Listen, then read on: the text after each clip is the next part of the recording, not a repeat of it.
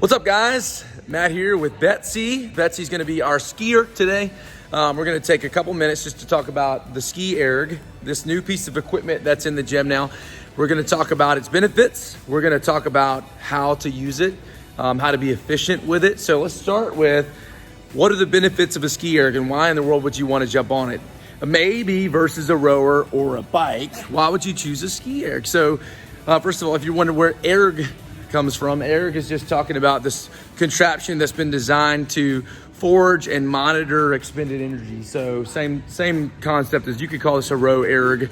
You could also call this a bike erg in a sense. So why would you jump on this one in particular? Well, just like the others, it does have the ability to help you in the skill of cardiovascular endurance, but it's also a great builder of stamina. And in particular, you look at the correlation of the Ski Erg to things like pull-ups, also toes to bar, and building stamina in those movements, which you'll see if you use this on a regular basis. Those two movements that I know everybody wants to get better at, you're gonna see a correlation in that. Also, just building stamina in general. Any sort of movements that are closing the hip versus opening the hip, like where a rower is gonna help you build stamina and opening the hip, a bike might help you in your quads, right? This is gonna help you with anything that's hip flexion. So it might be pulling my knee to my chest or pulling my torso down.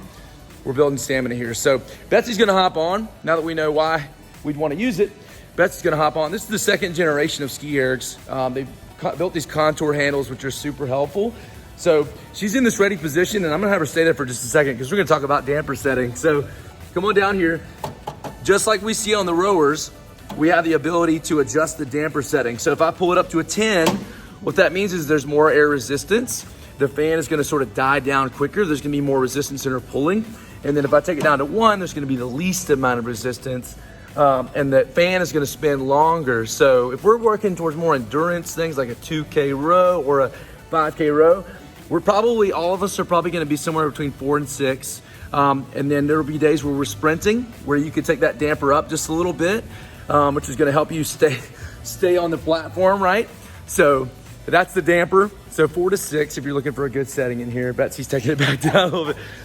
So in this initial position, first thing that she's gonna do is she's gonna take a shoulder width stance down here. A lot of people are compelled to have their heels hanging off the back of the platform. In truth, all of us need to be thinking about staying closer to the fan and keeping that pull a little closer to our body. But let's start from the top here. She's gonna let those handles come in as far as they can towards the connection here. Notice that her shoulder is slightly closed, all right?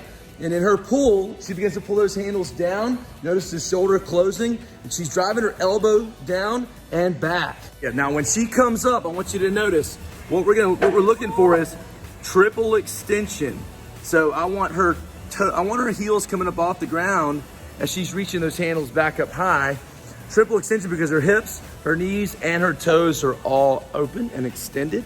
So where do you feel it right now? If you hit a 2K ski, you're gonna feel it in the triceps versus, you guys know the rowers, where are you gonna feel it?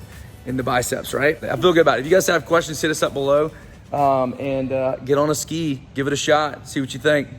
We'll see you in the box.